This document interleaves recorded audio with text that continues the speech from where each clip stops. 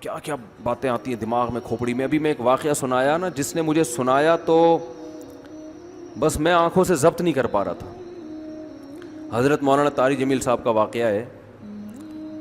ایک شخص آیا مجھ سے ملنے کے لیے, خواجہ سرا ہے. میں تو پہلی دفعہ زندگی میں کوئی خواجہ سرا مجھ سے ملا.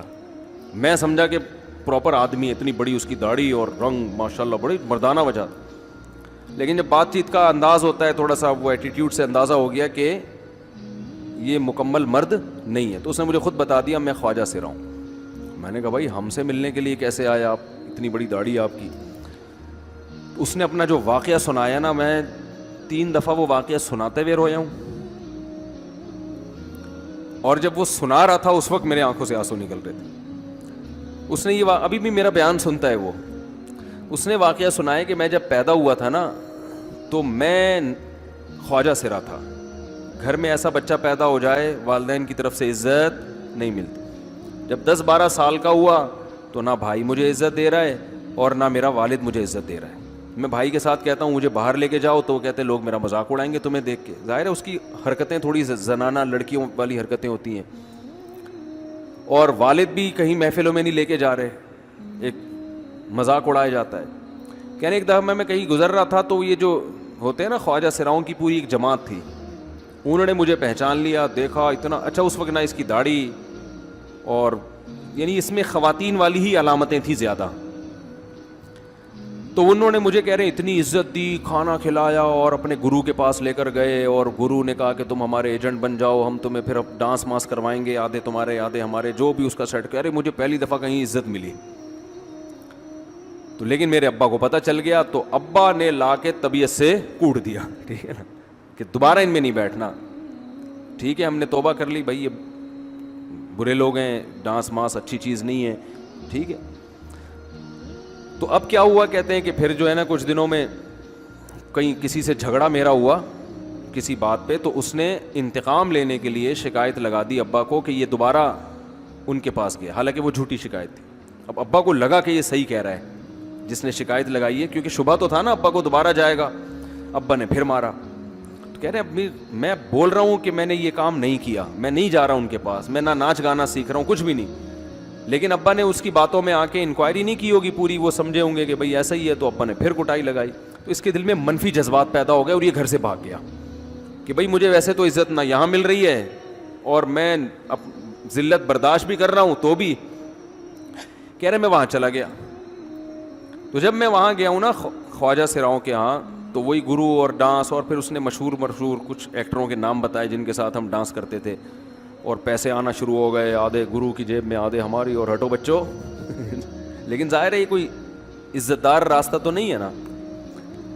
کہہ رہے ہیں کہیں سے تبلیغی جماعت میں حضرت مولانا طاری جمیل صاحب آ گئے, انہوں نے اجازت مانگی, ہمارے گرو کو پیغام بھیجا بھائی مجھے ایک دفعہ یہاں آ کے دعوت دینے. تو اس نے اجازت دے دی, آ جاؤ بھائی.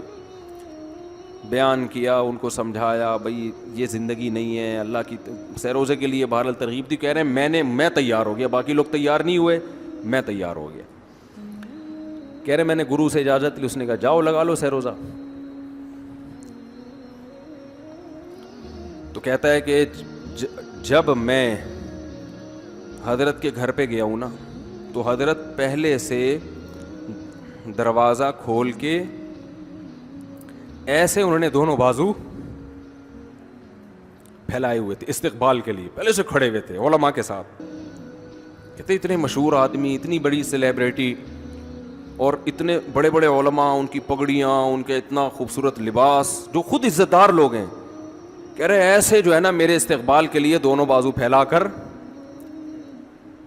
کھڑے ہوئے, اور ایسے مجھے بیٹا بنا کے نہ اپنے سینے سے لگایا کہ تو میرا بیٹا ہے. کہہ رہے خدا کی قسم مجھے زندگی میں پہلی مرتبہ کسی سے پہلی مرتبہ ایسی عزت ملی مجھے کسی سے, اور اس عزت دینے میں مولانا کا کوئی مفاد, بولو بھائی, کچھ بھی, بلکہ ذلت ہوگی نا. لوگ کہتے ہیں خواجہ سرا کو بیٹا بنایا ہوا ہے, اور اس وقت تو اس میں بیچارے میں کچھ زنانہ سی علامتیں بھی تھیں. تو خواجہ سرا کو کیا دے رہے ہیں, عزت دے رہے ہیں. کیا کسی تاجر پہ محنت کرو تو تھوڑا چندہ دے دے گا مدرسے, وہ ایسا ہی ہے نا.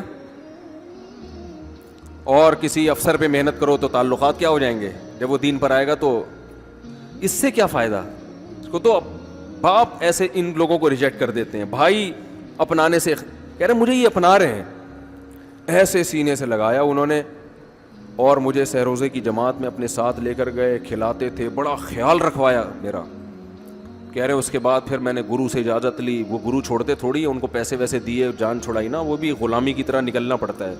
پیسے دیے پتہ نہیں کتنے لاکھ یا کتنے ہزار روپے. وہاں سے پھر نکل کے 4 مہینے اس میں بھی خیال کیا. تو پھر تبلیغ کے بزرگوں سے ملا, پھر انہوں نے پورا مجھے بتایا کہ بھائی تم یہ علاج کرو تاکہ تمہارے اندر یہ زنانہ علامتیں ختم ہو. تو وہ علاج کر رہا تھا ماشاءاللہ, اس انجیکشن لگے, انجیکشن میں ڈاکٹروں کی بھی مدد کروائی. یہ ایسی این جی او ہے میرے بھائی جس کو کوئی بھی این جی او نہیں کہتا, نہ ان کے کوئی اشتہار آ رہے ہیں. کتنے لاکھوں لوگوں کو اس طرح سے یہ لے کر بھی آئے اور ان کے مسائل بھی حل کیے, مگر نہ کوئی ویڈیو بن رہی ہے, نہ کوئی اشتہار آ رہا ہے. یہ تو اس نے خود مجھے بتا دیا نا, اور اس نے کہا ایسے سینکڑوں لوگوں کے ساتھ ہوا ہے. تو اس کی ماشاءاللہ اب داڑھی نکل گئی. اس نے کہا آہستہ آہستہ میں اللہ سے امید ہے کہ مکمل مرد بن جاؤں گا میں. تو یہ ہے وہ دعوت جس میں آپ کا کوئی مفاد بولو نہیں ہے. تو دعوت کے کام میں جب تک اس درجے کا اخلاص نہیں ہوگا, اس وقت تک آپ کی دعوت میں جان پیدا نہیں ہوگی.